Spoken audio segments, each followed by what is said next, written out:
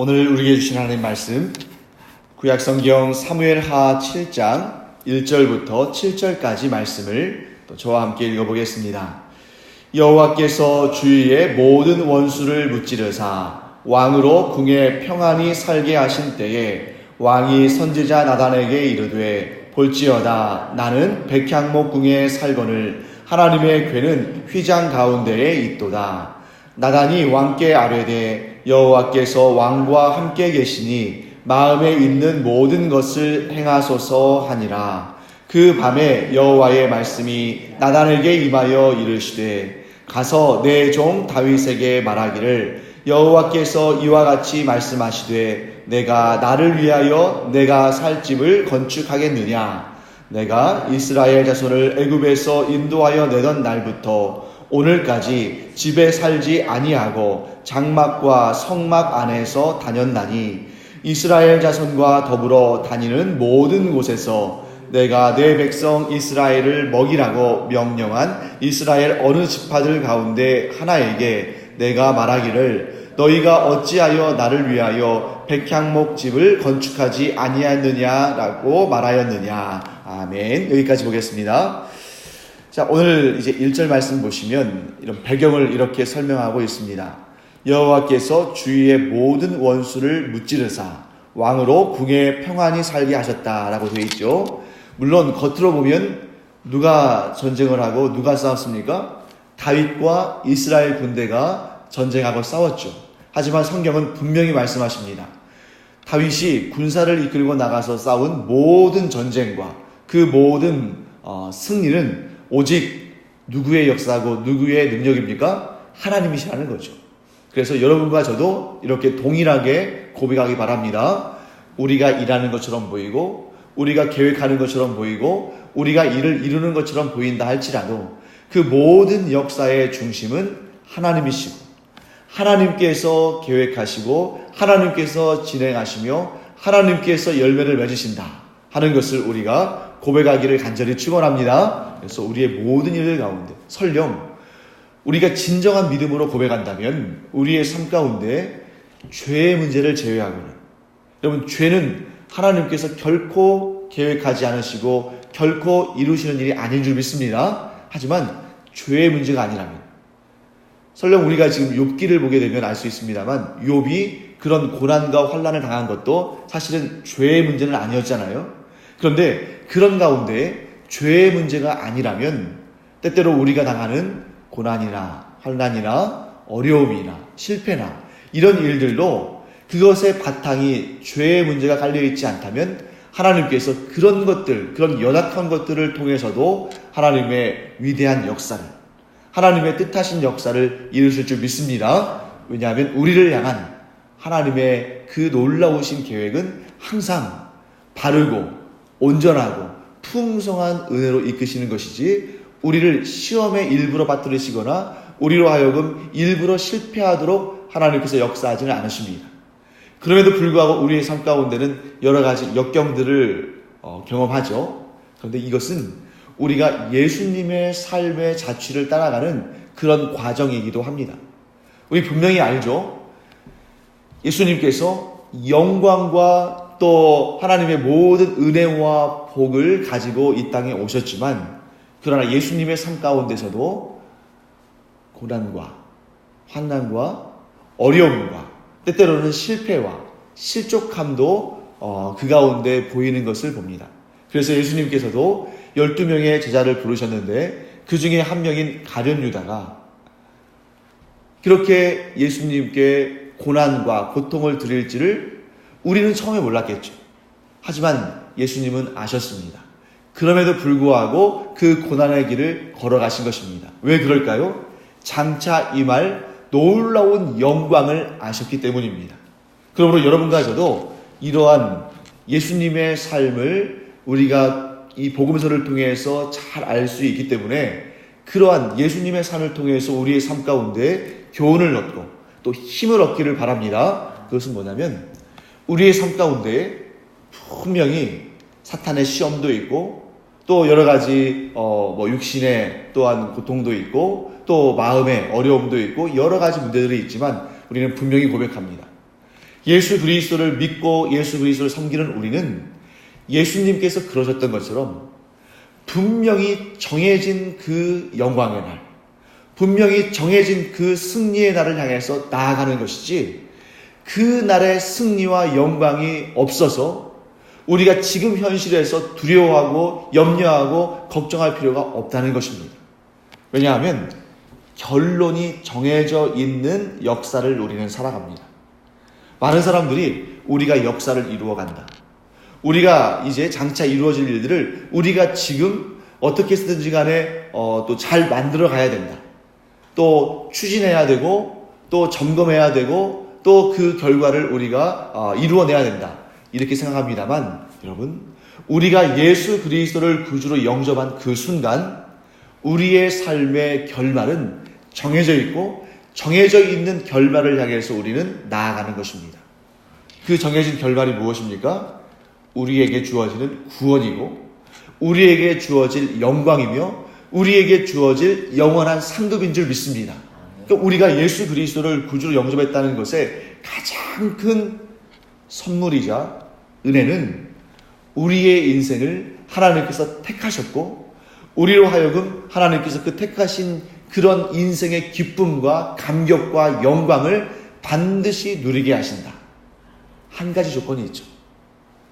이 약속을 놓치지 않는 것입니다. 여러분과 제가 주님께서 우리를 위해서 행하신 모든 역사를, 그 은혜를 믿는 이 인생을 계속 살아간다면, 놓치지 않는다면 우리의 인생은 결말이 정해져 있는 길을 가는 것입니다. 물론 그 길을 가다가 중간에 조금 이렇게 어려운 일을 당하기도 하고, 또 어떤 경우에는 우리가 채 파악하지 못한 그런 웅덩이가 있기도 하고, 또 우리가 전혀 예상하지 못한 파도가 치기도 하지만, 그러나 이 모든 고난과 환난과 역경 가운데 우리와 함께 하시는 분이 하나님이시기 때문에, 우리와 함께 하시는 분이 예수님이시기 때문에, 우리를 인도하시는 분이 성령님이시기 때문에, 곧 삼위일체 하나님께서 우리를 위해서 역사하시기 때문에 그 복된 결말을, 그 복된 마무리를 아무도 해칠 수 없고 아무도 방해할 수 없는 줄로 믿습니다. 그러므로 우리는 고난 가운데서도 담대할 수 있고, 어려움 가운데서도 힘을 낼 수 있는 것이죠. 왜 그렇습니까? 주님께서 이루셨기 때문에. 주님께서 이루실 것이 아니라 주님께서 이루셨기 때문에 우리는 주님의 손을 붙들고 이 인생길에 넉넉히 승리하며 담대히 나가기를 간절히 축원합니다. 물론 사탄은 끊임없이 우리를 미혹하고, 끊임없이 우리를 공격하고, 끊임없이 우리를 괴롭히려 하겠지만, 이런저런 방법을 다 가리지 않고 우리를 끝까지 시험하려고 하겠지만, 여러분 반드시 기억하세요. 우리가 사탄의 시험을 대적하고 사탄과의 영적인 전투에 우리의 온 힘을 기울여야겠지만, 그런데 우리가 쉽게 잊고 지내는 일 한 가지가 있습니다. 우리는 사탄이 우리를 시험하는 것에 대해서 경각심을 가지고 늘 영적 전투를 해야 하지만, 우리가 잊어서는 안 되는 가장 중요한 사실, 예수님께서 이미 사탄의 권세를 이기셨다. 예수님께서 이미 사탄의 권세를 결박하셨다. 그런데 왜 우리는 시험을 나가느냐, 이런 의문이 들 수 있잖아요. 이미 완벽한 승리를 하셨지만 그 완전한 승전의 선포는 언제 이루어지는 것입니까? 예수님의 재림 때. 그러니까 마치 뭐와 같냐면, 여러분, 권투 선수들이 막 권투를 할 때 한쪽이 아주 강한 쪽이 일방적으로 이렇게 펀치를 날려가지고 상대편이 쓰러졌어요. 쓰러졌는데 누가 봐도, 심판이 봐도 또 주변의 관중이 봐도 누가 봐도 이 상대편에 쓰러진 선수는 결코 일어설 수 없습니다. 그런데 그래도 경기니까 심판이 어떻게 해요? 카운트다운을 하죠. 10부터 1까지. 그래서 1을 센 다음에는 완전히 게임이 끝났다고 선포하고 게임이 종료가 됩니다. 경기가 종료가 되는 거죠. 지금의 이 상태는 예수 그리스도의 그 십자가의 죽으심과 부활의 능력으로 말미암아 사탄은 도무지 회복될 수 없는 그러한 상태에 처했습니다. 우리 보통 그로기 상태라고 하죠. 그래서 이미 성공하고 승리한 것이 정해졌어요. 근데 지금은 우리가 살고 있는 이 시대는 어떤 시대입니까? 이 심판에 의해서 승자의 손이 올려지는, 그래서 공이 울리고 우리의 승부가 이제 결정되어지는 그러한 순간까지 지금 카운트다운을 하고 있는 그런 상태에 있습니다. 그때까지도 아직 승부가 결정된 것은 결정되지 않은 것처럼 보이지만 이미 실질적으로 승부는 결정이 난 거죠. 여러분과 제가 그런 시대를 살아가고 있습니다.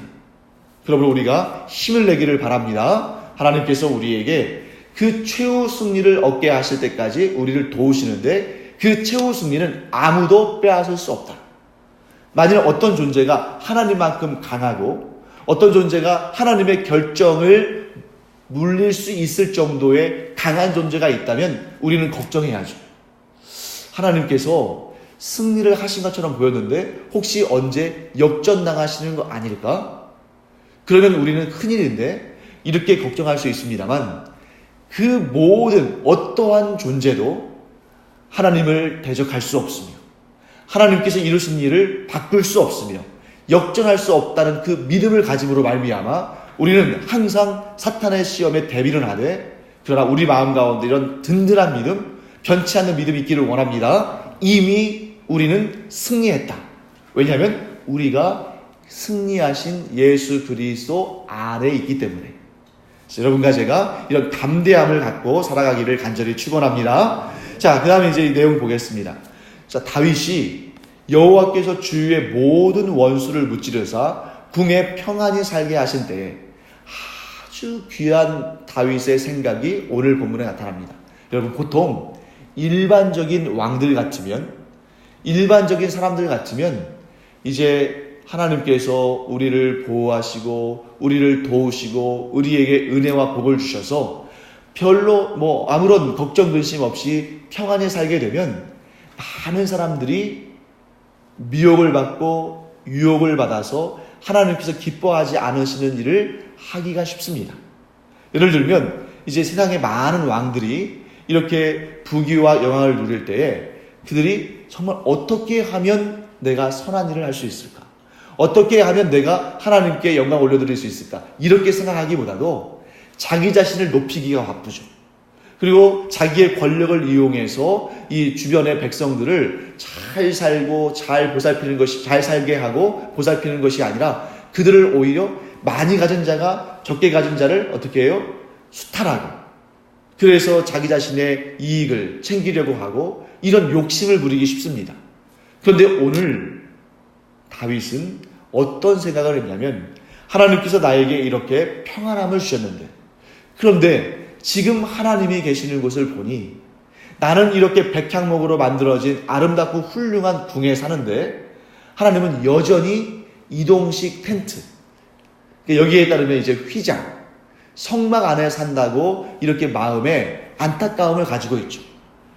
그 마음은 곧 어떤 생각으로 이어집니까? 하나님께 성전을 지어드리고 싶다. 하나님의 그 언약궤, 하나님의 임재하심이 나타나는 그 언약궤를 모셔둘 성전을 세우고 싶다 하는 말을 합니다. 그런데 그 말을 하나님께 먼저 하지 않고 누구에게 해요?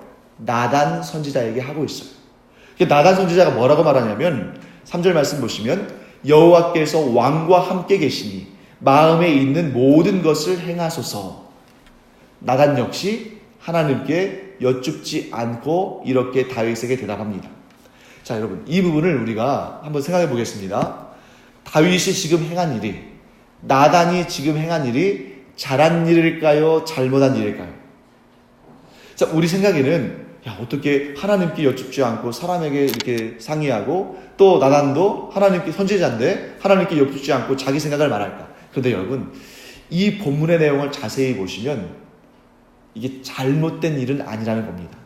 왜냐하면 만약에 다윗 왕이 하나님께 여쭙기 전에 나단에게 말하는 것, 나단이 하나님께 여쭙지 않고 다윗에게 조언한 것이 잘못된 일이었다면, 하나님 보시기에 좋지 않은 일이었다면 하나님께서 이 일을 가지고 꾸짖으셨을 거예요. 그런데 오늘 본문의 내용들을, 이 7장의 내용들을 쭉 보면 하나님께서는 다윗도 나단도 꾸짖지는 않으십니다. 그럼 이게 어떻게 된 일인가? 저는 이렇게 생각합니다. 자, 여러분, 왕이, 즉 다윗 왕이죠. 다윗 왕이 나단에게 이렇게 물은 이유는 매우 신중했기 때문입니다. 내가 하나님께 직접 이 말씀을, 이 마음을 토로하고 하나님의 뜻을 묻기 전에 내가 잘못 생각하고 있는 것은 아닌지, 내가 지금 생각하는 것이 하나님의 뜻과 다른 방향으로 생각하는 것은 아닌지, 이런 영적인 지도자인 나단에게 한번 점검 받는 거예요. 이러한 과정을 거쳐서 내가 하나님께서 기뻐하시는 생각을 가지고 하나님께서 원하시는 그런 그 방향성을 가지고 하나님께 내 마음을 보여드려야겠다. 내 생각을 전해드려야겠다. 이런 생각을 가졌을 거라고 저는 생각합니다. 그렇기 때문에 여러분과 제가 어떤 부분에 있어서 판단을 해야 될 때 하나님께 직접 말씀을 드릴 수도 있지만 더 신중한 사람은 어떻게 생각합니까? 말씀을 읽으면서, 성경 말씀을 읽으면서 하나님의 뜻은 이러하시구나. 그러니까 우리가 기도할 때 우리의 기도가 더 정확하게 또 더 풍성하게 더 바르게 되려면 내 마음을 그냥 내 생각 그대로 하나님께 아랜다고 해서 그게 무조건 좋은 것은 아닙니다. 올바른 기도를 하는 사람은 주로 어떤 사람들이냐면 하나님의 말씀을 잘 아는 사람들이에요. 그래서 우리는 올바른 기도를 하기 위해서 또 성경 말씀을 잘 공부해야 할 필요가 있는 것입니다. 여러분과 제가 무조건 기도. 그래서 우리가 때때로 이런 경우를 보게 돼요. 정말 이 기도 많이 하신 분들 있잖아요. 하루에도 온종일 기도하고 또 방언의 은사를 받고 또 스스로 예언의 은사를 받았다고 생각도 하죠. 그런데 늘 그냥 기도만 하다가 오히려 하나님께서 기뻐하지 않는 생각과 기뻐하지 않으시는 기도를 하는 사람들도 얼마든지 있다는 것입니다. 그래서 간혹 우리 그 기도원에서 이제 기도의 사역을 하시는 분들 가운데 다 그런 건 아닙니다만 때로는 그분들의 이야기나 그분들의 행적을 볼 때 하나님께서 기뻐하지 않으시는 그런 모습들을 볼 때가 종종 있다는 거죠. 왜 그럴까요? 그 기도의 출발점이, 그 기도의 바탕이 내 생각이기 때문에 그런 거예요. 그러면서 내 생각을 계속 하나님께 토로하고 내 생각, 내 계획, 내 뜻을 계속 하나님께 기도하면서 하나님의 뜻대로 내 생각을 바꾸려 하기보다는 하나님께서 내 생각을 들으셔야 한다고, 하나님께서 내 생각대로 하셔야 한다고 계속 오히려 압박하는 그런 경우들도 있다는 거죠. 그래서 예전에 제가 보면은 그 할렐루야 기도원 같은 경우도 마찬가지죠. 그 김계하 원장 같은 경우도 분명히 하나님의 은사를 받았던 사람입니다. 그래서 신유의 은사도 받았고 그를 통해서 많은 사람들이 치유받았죠. 그런데 말씀에 기초하지 않다 보니까 하나님의 뜻을 명확히 알지 못하고 그러한 기도를 하고 은사를 활용하고 하다 보니까 나중에는 자기 자신을 높여서 하나님께 영광 올려드리지 아니하고 자기 자신을 높이고 또 이런 재물에 눈이 멀고 그러면서 아주 하나님께서 그 은사마저도 주셨던 은사마저도 걷어가시고 결국에는 실패의 길로 걸어가는 정말 좋지 않은 그런 열매를 맺는 그런 모습도 보게 됩니다. 그렇기 때문에 여러분과 저는 분명히 알아야 됩니다. 이 기도라는 것이 분명히 좋은 것이지만 하나님을 아는 지식, 이 성경을 공부하고 그 말씀에 기초해서 하나님을 아는 지식 가운데에 하나님 앞에 기도하며 나아가야 이 기도가 온전한 기도가 되는 것이지, 하나님을 아는 지식에는 전혀 관심도 없고 그런 노력도 안 하면서 그저 하나님은 내 기도를 들어주시는 분이시다 하는 그런 생각으로 하나님의 뜻대로 하는 기도가 아니라 내 마음대로 하는 기도, 그러니까 내가 하나님의 뜻에 순종하고 하나님의 말씀을 지키겠나이다 이런 마음이 아니라 하나님은 내 기도를 들어주신다, 하나님은 내 기도를 들어주신다까지는 좋은데 그 다음에 어떻게 가는 거예요? 하나님은 내 기도를 반드시 들어주셔야만 한다. 그러면서 때로는 나의 잘못된 생각, 육신을 위해서, 정욕을 위해서 구하는 것을 하나님께서 그것마저도 다 들어주셔야 한다는 그런 왜곡된 생각으로 기도하는 그런 안타까운 경우들을 보게 됩니다. 사랑하는 성도 여러분, 여러분과 제가 이 시간 분명히 깨닫기를 원합니다. 우리는 하나님의 뜻을 구하고 하나님의 뜻을 이루기 위해서 기도하는 것이 먼저지, 내 뜻과 내 계획과 내 욕심을 채우기 위해서 기도를 하는 것이 아닙니다. 그래서 예수님께서도 분명히 말씀하셨죠. 너희는 먼저 그의 나라와 그의 의를 구하라. 그리고 너희에게 필요한 모든 것은 하나님께서 이미 알고 계신다. 사랑하는 성도 여러분, 우리가 이렇게 이 땅을 살아가면서 우리에게 주신 하나님의 은혜를 경험하며 살아갑니다. 오늘 이 사무엘하 7장 1절에 나온 것처럼 하나님께서 우리의 모든 원수를 무찔러 주시고 우리로 하여금 평안히 살게 하십니다. 그런데 우리는 그럴수록 오히려 하나님의 뜻을 더 굳건하게 붙잡아야 되죠. 다윗이 얼마든지 여호와 하나님의 여호와 하나님의 성전을 만드는 것을 하나님께서 기뻐하실 거야. 그러니까 내가 추진해야지. 이렇게 할 수도 있었겠지만 나단에게 한번 점검해 봅니다. 왜? 나단은 선지자니까. 그래서 이 뜻이 과연 하나님께서 기뻐하실 뜻일까? 하고 점검한 다음에 그렇다는 그러한 선지자의 이야기를 조언을 듣는다면 그래, 그럼 내가 하나님께 구해야지. 이렇게 점검해 가는 그런 과정을 갖는 것이죠. 마치 여러분이 어떤 일을 앞두고 목사인 저와 이렇게 한번 대화하면서 상담하면서 이것이 과연 하나님께서 기뻐하시는 뜻인지 아닌지 이렇게 한번 점검해 볼 수 있잖아요. 그때 나단 역시 이 하나님께서 다윗의 뜻을 기쁘게 받아주실 것으로 생각했습니다. 그렇기 때문에 별도로 하나님께 여쭙지 않고 지금까지 하나님께서 다윗 왕과 함께 하셨기 때문에 그를 형통하게 하신 역사를 기억하면서 하나님께서 당신이 뜻하고 당신이 바라는 것을 기뻐하시니까 그것도 좋을 것 같습니다 라고 말하는 것을 봅니다. 하지만 하나님의 생각은 조금 다르셨죠. 그래서 시간이 좀 많이 지났으니까 내일 우리가 이 하나님께서 뭐라고 말씀하시는지를 내일 이 같은 본문을 다시 한번 보면서 조금 더 정확히 살펴보도록 하겠습니다. 자, 이렇게 말씀을 좀 매듭하기를 원합니다. 우리가 방금 전에 살펴봤던 내용들 좀 정리하고 마무리하겠습니다. 여러분과 제가 기도를 하러 이 자리에 나왔는데, 이 새벽 기도의 시간에 기도하러 나왔잖아요.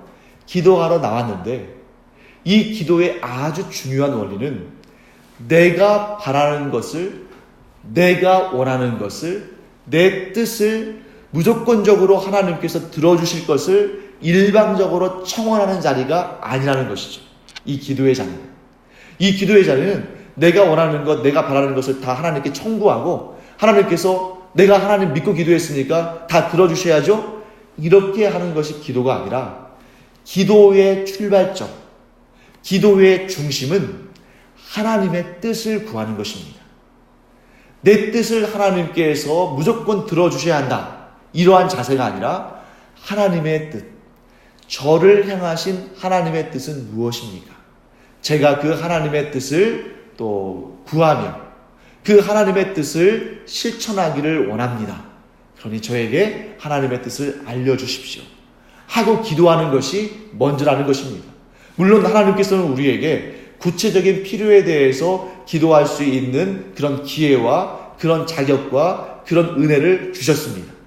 하지만 그 이전에 우리가 하나님을 아는 지식으로 충만해야, 성경에 담겨있는 하나님의 뜻을 정확히 알아야 제대로 기도할 수 있다. 그래서 하나님의 말씀을 아는 그런 열정과 또 기도의 열정이 합쳐져서 온전한 기도, 하나님께서 기뻐하시는 기도를 하는 여러분과 제가 되기를 간절히 축원합니다. 기도하겠습니다.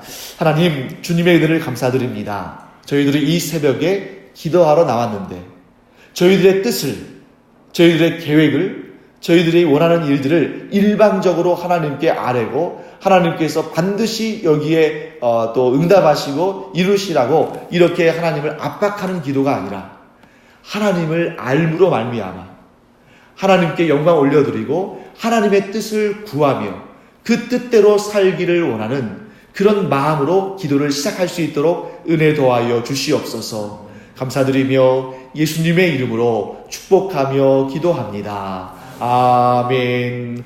이제는 우리 주 예수 그리스도의 은혜와 하나님 아버지의 크고도 넓으신 사랑과 성령의 감동, 감화, 위로, 교통하심이 이 시간 내 뜻을 구하기 위해서 하나님 앞에 달려가는 것이 아니라 하나님의 뜻을 구하며 하나님의 뜻을 그 삶 가운데 이루기를 원하는 주님의 사랑하시는 기도자들 위해 이제로부터 영원토록 함께 있을지어다. 아멘. 이 시간 기도할 때에 나를 향하신 하나님의 뜻이 무엇인지를 또 하나님께 여쭙고 구하고 그 뜻을 이뤄가기 위해서 주님의 도우심을 구하는 여러분과 제가 되기를 축원합니다. 기도하겠습니다.